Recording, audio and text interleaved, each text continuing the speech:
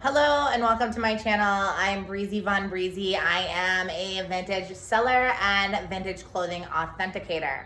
So today what we're gonna do is I'm gonna show you guys a bunch of vintage and antique pieces of clothing. I'm gonna take you through the process by which I would determine the date to hopefully help you guys understand better how to date vintage clothing.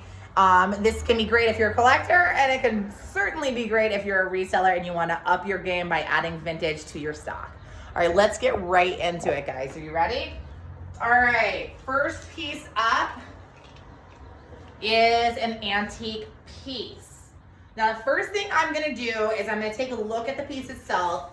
I'm gonna take a guesstimate on when I think this piece is from. And from the form alone, what I'm guessing is it's an Edwardian piece, a Gibson girl piece, okay? And the reason why is Gibson girl had a very specific shape. It's called an S curve, and the S curve comes from your profile being curving, whoop, and then whoop over your booty, okay?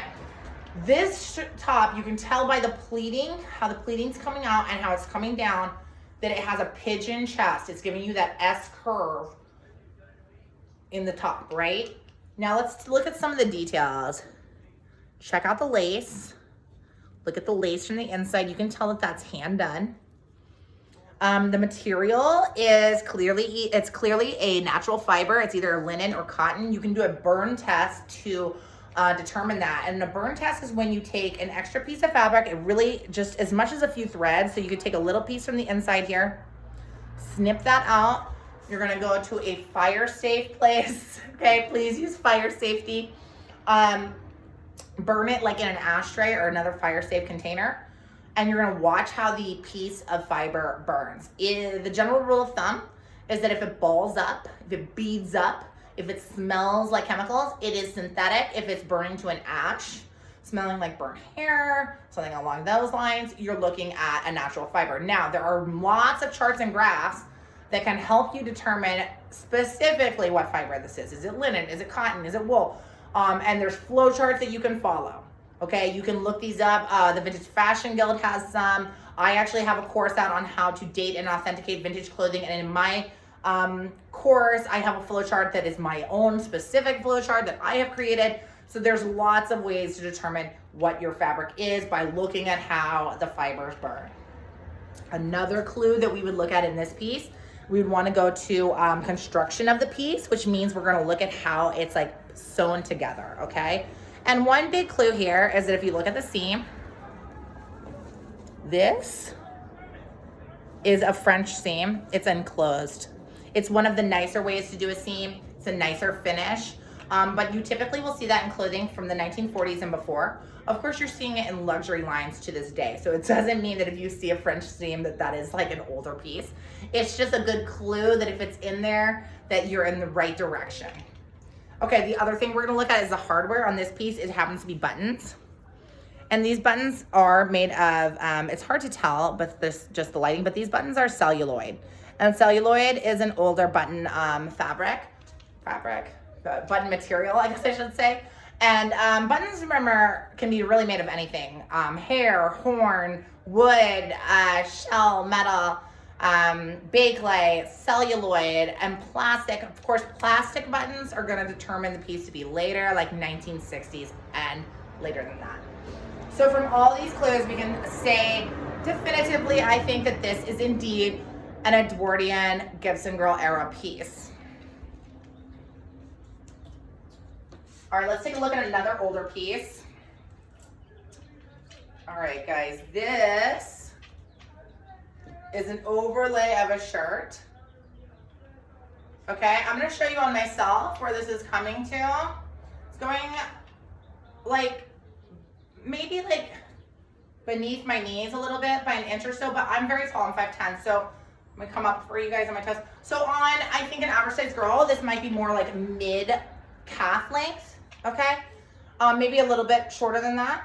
This is made of lace. The lace and netting is very old and hand done. There's the interior. Always flip your lace over. The hardware are these little tiny snaps. Okay, and the interior dress Let's go ahead and take this off for you guys actually so you can see. And I'm still working on this piece, so I have to sew a little something on here.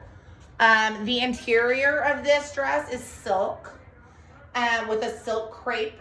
This is silk crepe over it. And it is a pullover style. If we were to look at the inner seams of this piece, we can see that this piece actually was just hand finished. It's kind of like a French seam, but they hand finished it. Do you see that? Okay. The form of this, as you can see, it has a very shift-like shape to it. And that was very popular in the 1920s. The 1920s, the hemline also starts to rise. So in the 1930s, you would have had, this is obviously a formal piece because of the lace, it's silver lace, right? So in the 1940s, the 1930s, formal pieces were body skimming. They were hugging the body. They were often very long. It was not uncommon to see a train on a formal piece in the 1930s, whereas this piece is shorter. And so the hemline is raised in the 1920s. And then you also have this boxy, boyish shape to it, which was very popular in the 1920s as well. The hemline is a little long for the 20s, but always remember that in any decade, you have young people who are wearing the most en vogue fashions. You have older women who are wearing more mature fashions. So where the hemline might have been above the knee or at the knee for younger women, perhaps a stylish, older, mature woman would have worn her hemline raised. She didn't want to be too dowdy, but she's still being a little conservative, having that hemline a little bit longer.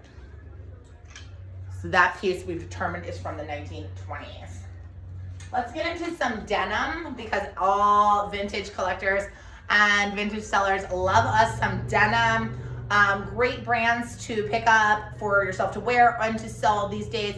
Always the Levi's 501, which is still popular, but I think Wrangler and Rockies are really gaining in popularity. Those are two brands to look out for.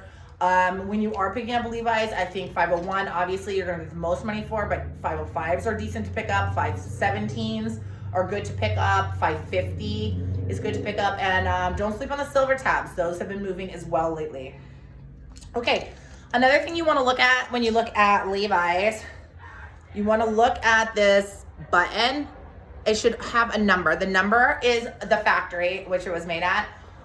I'm not 100 on this. I think the button number 700 is San Francisco. I could be totally wrong. It could be like 577 or something. I'm not sure. But look up what number is the San Francisco factory. If your Levi's are made at the San Francisco factory, they are worth a lot more money. That's the original factory. Collectors are definitely looking for that. Okay, another thing you want to look at when you're looking at denim, when Levi's, you want to look at the outer seam. They're looking for a selvage seam, red lines. You're looking at this overlock seam, whether it's white or orange. That's determining age as well. A good resource to use for denim is Heddles. Heddles has a lot of information on denim, and often I will double check myself on it because denim is a crazy beast. Okay, the tag on this one was not a tag I had ever seen before, actually. I'm used to a different tag from the 80s, but this was the tag on these. And this tag is great because if you flip it over, right here is the date. So this is actually made in 1996. These pants are from, or these jeans are from 1996. So that tag is a super easy way to identify whether or not you're dealing with vintage denim. All right, moving on. This piece, on first glance, I thought this is a day dress. She's a fit and flare. Oh, so most likely 50s or 60s. Now, did we have dresses like this in the 70s? We sure did. Did we revive them in the 80s? You bet your sweet butt we did. I'm like, what can I say on YouTube? You bet your sweet booty we did. Okay, so it could be from any time, right? I mean, you could buy this in Anthropology today. Let's be honest, right? So let's look at some clues. Okay, so by form, I'm really thinking 50s, 60s, but I have to look at more details. Okay, it's coming beneath my knee for me. I'm 5'10", so this is gonna come down like a couple inches beneath the knee for a regular woman, maybe mid-calf. It's a pleated skirt. It's like a fit and flare, but not a full circle skirt. The material feels like it's a cotton blend or cotton. Let's start looking at some of the interior features, okay? Like how it's put together. So I'm seeing a straight seam here. And let's see if you guys can see that. See how the stitches are straight across? That's a straight seam as opposed to a surged seam. A surged seam is something you see in modern clothing a lot. And a surged seam is what we saw on the denim. So let's go back to this. This is a surged seam. It's a way of finishing a seam, okay? And when we say finishing a seam, we're talking about so that you don't have that frayed edge of raw fabric. It's a way to keep your fabric from doing that. Sorry, could not find those words. Okay, the next clue that we have on this piece, and I really like to do this with dresses, flip them over and look at the hem. So here's the hem on this piece. First of all, we see that there's a generous hem allowance. It's at least like, let me see, that's at least 1.5 inches, okay? In older pieces, typically the hem allowance is bigger and the seam allowances are typically a little bit more generous as well. And that's because they wanted to give you the ability to adjust the piece. So like a tall giraffe, such as myself, would be taking this dress out, right? So, and making it longer. They wanted to give you that variety, not variety, but that ability to adjust your clothing. Okay, so also the other clue, and I'm gonna pull this apart a little so you guys can see. This is a blind stitch and it's a hand finished hem. Can you see that?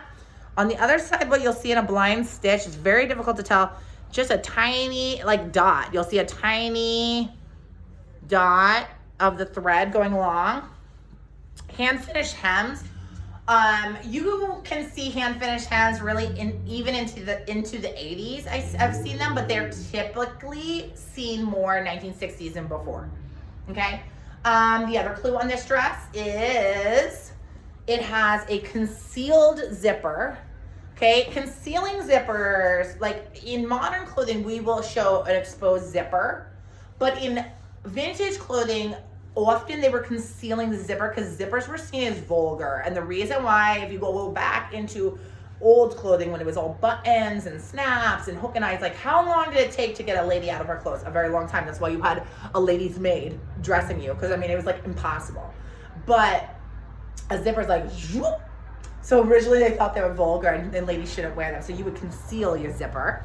And this is a zipper colored to the color of the dress. We do see that a lot in like the 50s and 60s. Back metal zippers often will signify a dress from the 50s, okay? That was a common placement of zippers. You can sometimes identify by a zipper pull itself. So you can look up this zipper pull and see if that shows up anywhere and if they'll date that for you. The Fedora Lounge has a lot of Talon zippers already dated for you, which is awesome. You can definitely date by Talon zippers. My course as well has a catalog of zipper pulls for you to date your pieces with. This is the tag. That's my, that's my tag for my pop-up, but this is the tag on the dress. Jeanne d'Arc, okay? Jeanne d'Arc. So originally, I honestly thought this dress was from the 1960s. And a general rule of thumb, if you're looking at day dresses from the 1950s to the 1960s, a general rule of thumb is the 1950s, the skirts were fuller than the 1960s, even in the day dresses. And in the 1950s, the hemline was a little bit longer. The hemline starts to raise up a little bit in the 1960s, even in the early 60s when we're seeing very 1950s looking fashion. Okay, so that being told, I'm looking at this, it's looking very 1960s to me. Also, this print seemed very 1960s to me. But this is where I really realized that this is a 1950s piece. This is a piece of construction that is very particular to the 1950s. Do you see this diamond in the underarm gusset? Diamond shape. So it's going, here's the point, here's the point, here's the point, here's the point. So it goes Phoop, phoop, phoop, phoop, phoop. Okay. This diamond shape in the underarm gusset. Let's see if we can see it easier on the, I don't know if it's easier to see really. That is, but that's particular to the 1950s. That is very particular to the 1950s. And that's how I determined this piece is actually 1950s and not 1960s. Another clue in this piece that I can show you, I just saw it, oh, right here. If you can see the edge on this, it's kind of like a zigzag edge. This one's not particularly easy to tell, but it's got a zigzag edge on that seam. They used pinking shears. Pinking shears is another way of finishing a seam. Pinking shears are used by home seamstresses to this day. However, they were very popular in the 1950s and 60s. You see them often.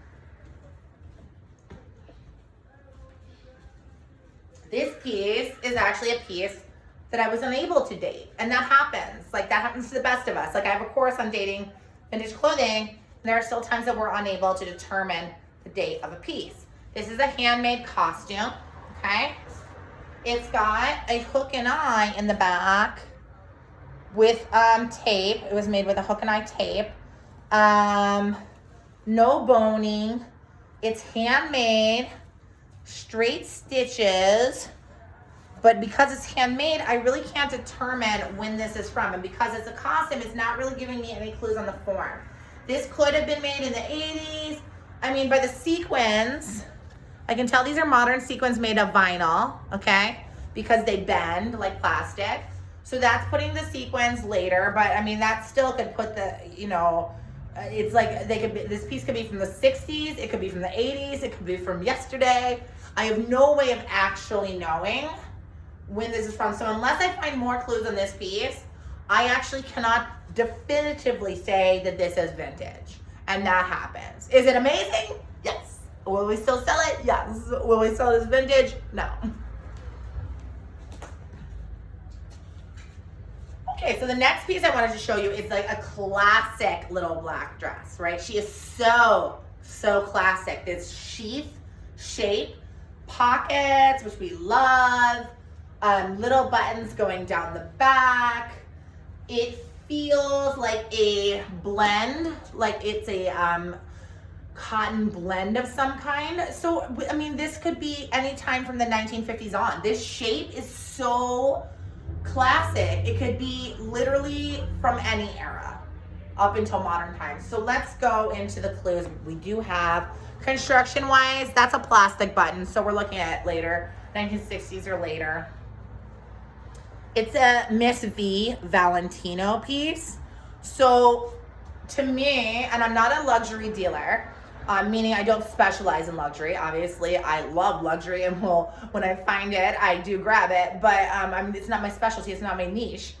What I did is I understood that it's not just Valentino. It's Miss V Valentino. So that's a diffusion label. Diffusion labels are labels that the fashion house opens that might be like ready to wear. They usually are less expensive than the main line, but they can be very luxurious and costly as well. Miss V happened to be a ready-to-wear label that was, the dresses would go for like $800 in the 1980s and 1990s, so not a small amount of money, you know.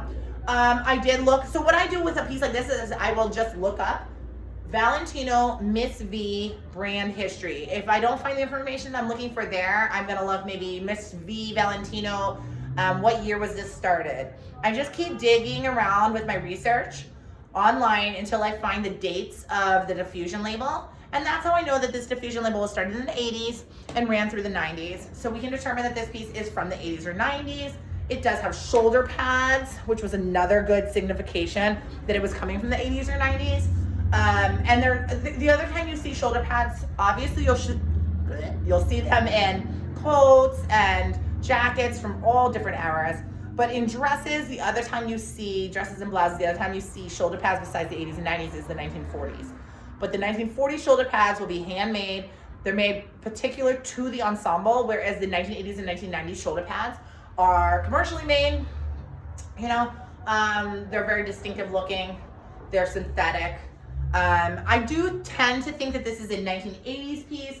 And the reason why is because the shoulder pads are subtle In the 1990s, the shoulder pads got very large. They were here to impress. So I do think that this is a 1980s Miss V Valentino piece, but I would probably just list it as 80s, 90s, just to be on the safe side.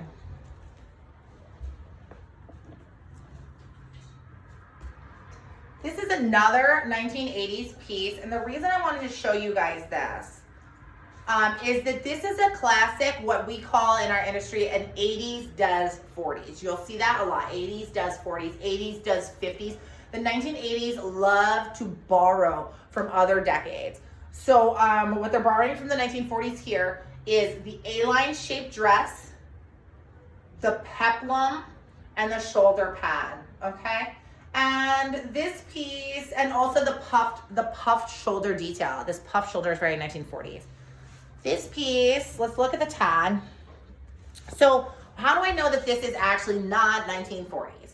Well, number one, it's the shoulder pads. The shoulder pads are so like definitively and clearly 1980s, 1990s to me, and not 1940s. But also here we go with the tag. Okay, so the tag, Miss Darby, this type of like paper tag, I'm gonna show you guys. Paper tag, it feels very rough. Feels like paper. That is a very standard 1980s tag. The other things that are going to clue us in here, it has care instructions on it, meaning like it tells you how to launder the piece. Care instructions were not added until 1971. That's when the mandate came out in the United States. Everything I know is about United States clothing, guys. So before 1971, you can see care instructions on a label, but they had to be on the label after 1971. So you don't see them often. You typically will see them on a piece that would need finer care. So lingerie, sometimes you'll see them before, or like a silk, like a shirt that's more delicate, they might have put the care instructions in. The care instructions will often be different than what we're standard used to. So they're just like very specific in how they're telling you how to care for the garment. And you won't see the little, like, you know, those little pictures of the iron. You don't see those in the older ones. Okay, another clue that this is 1980s. It says made in the USA and it's 100% cotton. In the 80s, there was a resurgence to do natural fibers again. The cotton industry was pushing hard with lobbyists and everyone to do cotton again. Before, there was a big push for synthetics in 1950s, 1960s, 1970s. Synthetics were like huge. In the 1980s, the cotton industry was trying to reclaim clothing. Also, made in USA was huge in the 1980s because we had started to manufacture overseas a lot of our clothes, starting in like the 60s really. And so by the 1980s, they were trying to get manufacturers to come back to the United States. And there was a big campaign going on that you wanted your clothing made on American soil. And so they would often put right on the tag, made in the USA, or put an American flag on the tags for you to see. So those are clues that this is indeed a 1980s piece. This is another piece that I wanted to show you guys that is actually a mystery piece. This is a piece that I myself could not determine. I have sent this to so many different vintage dealers. I have a group on Instagram that I will confer with sometimes.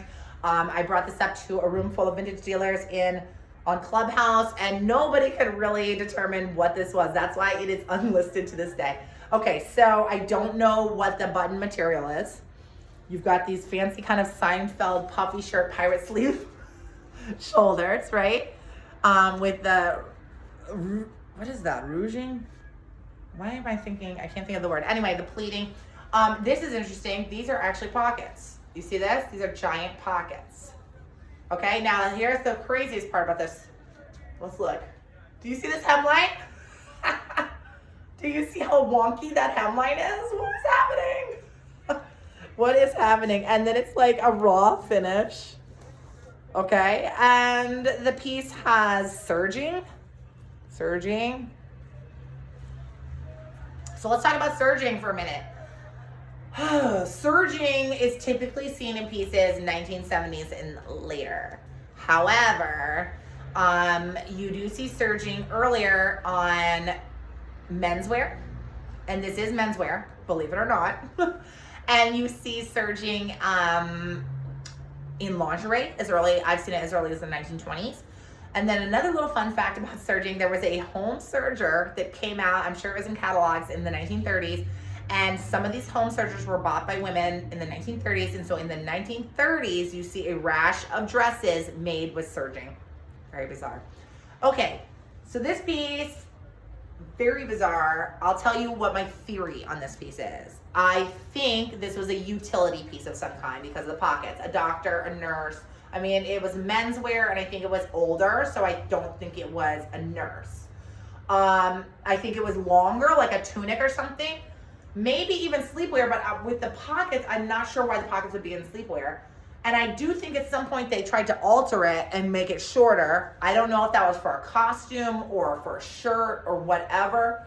And whoever was sewing it was not very good because they made it really wonky.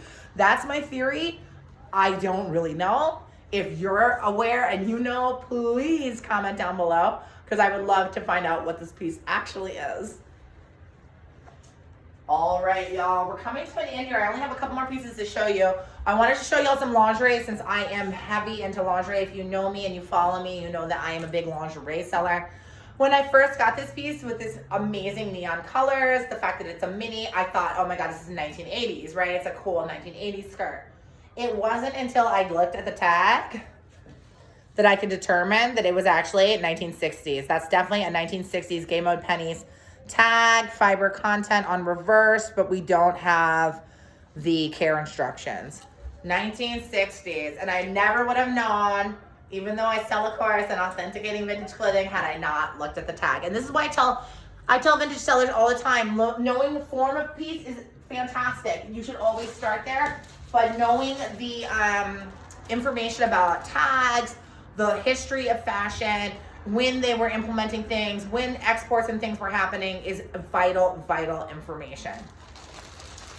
I mean, for instance, I will say you can even look at a tag by the fabric that it's made. If it says Antron 3 nylon, that has got to be 1970 or later. Whereas, you know, other Kiana nylon, DuPont nylon, those have different dates, you know? So, in fact, when nylon itself was invented, I think it's in 1939. So you can definitely determine things when you start getting into synthetics by the fabric. You can also look at a tag and see where it's made, and that can help you determine by where we were having where we were exporting to have production made. So, like for instance, in the 1960s, we were exporting to Japan a lot of our knitwear, especially. So if you see a vintage piece and it says it's made in Japan, it's almost guaranteed that that was 1960s.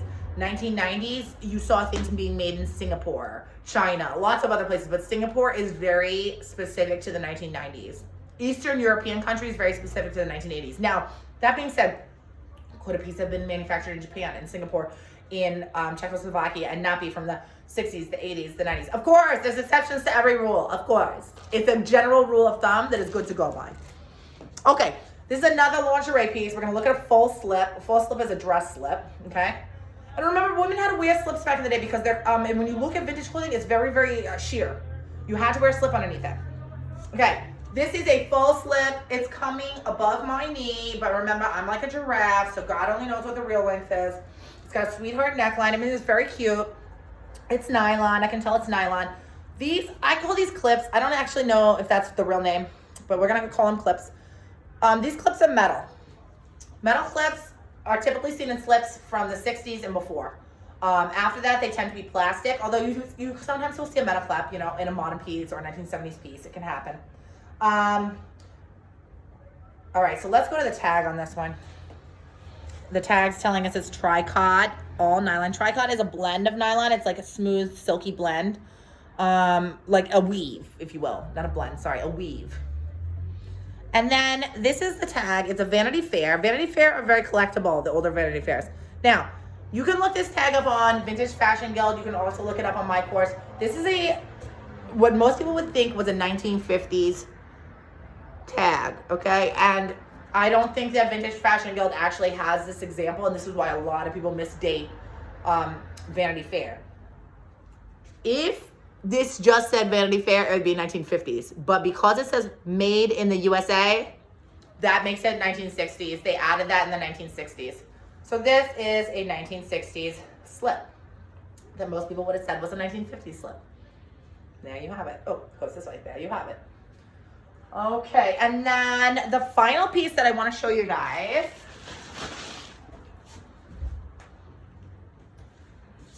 And please forgive me because I'm still renovating this piece, and I'm gonna be honest, I got mad at it because I got frustrated and I threw it in a drawer for a couple months and I just pulled it back out, so forgive me. But it is an older piece.